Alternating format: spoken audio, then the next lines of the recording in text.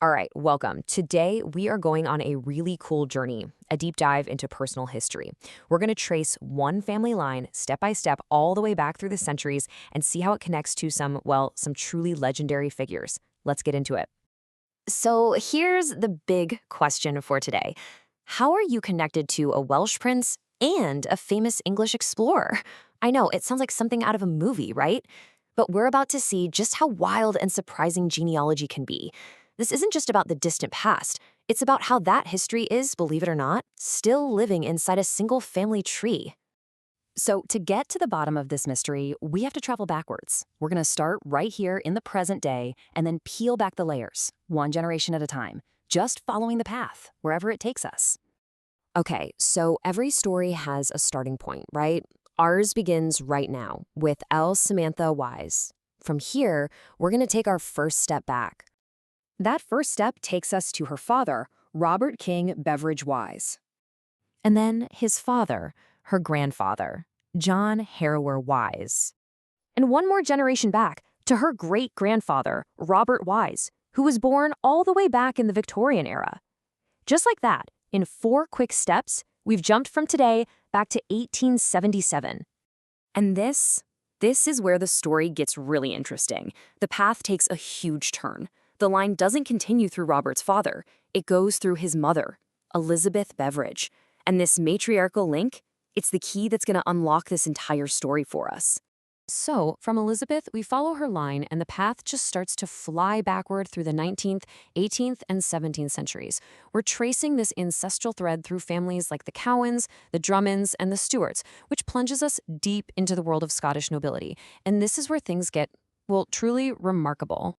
Okay, get ready for this because this is our first huge discovery. That journey through the Scottish nobility, it doesn't stop in Scotland. It actually crosses borders and leads us right to a royal throne. It turns out that powerful Stuart family line, well, it connects directly to the even more ancient Earls of Sutherland.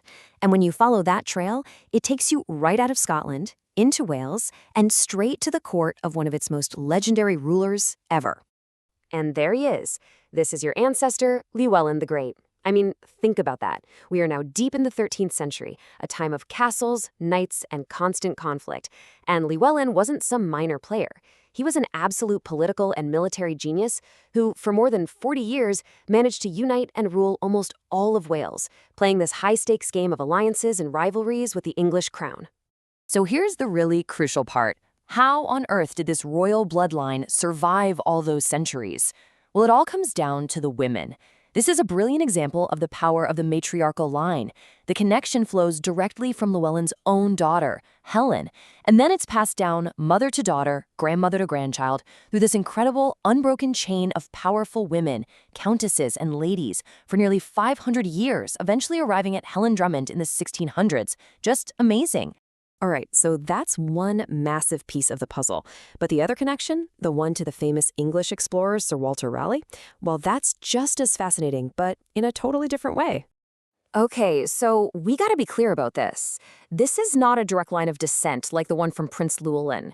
This is a connection that was forged by marriage. A story of 2 really powerful families in Elizabethan England whose lives became completely intertwined. So if you look at the official genealogy, the relationship is described as, well, this. Husband of sister-in-law of 13th cousin 12 times removed. Yeah, right? What does that even mean? It's so confusing. So let's just forget that and break down how it actually works in a way that makes sense. Okay, let's just trace the dots. It's actually pretty simple. Your ancestral line includes a woman named Anne Lucas. Anne marries into the super influential Throckmorton family. Her husband, Sir Arthur Throckmorton, had a very famous sister, Elizabeth, or Bess, who was a lady-in-waiting in the court of Queen Elizabeth I. And that is our link. Because Bess goes on to secretly marry the era's most dashing courtier, poet, and explorer, Sir Walter Raleigh. So the connection isn't blood, it's marriage, an alliance between these 2 powerful Elizabethan families. So what have we got? We have 2 absolutely incredible stories. A direct bloodline to a medieval Welsh prince, and this amazing marriage connection to an iconic Elizabethan explorer. Now, let's see how these 2 threads are actually woven together in the very same family tree. This chart just brings it all together perfectly. On the left, you can follow that direct bloodline from Llewellyn the Great all the way back in the 1200s. But now look closely at the 1500s. As the main lineage passes through Elizabeth Lucas Camise, one of her relatives, Anne Lucas, is over on the right, forging that marriage alliance that connects the family to Sir Walter Raleigh.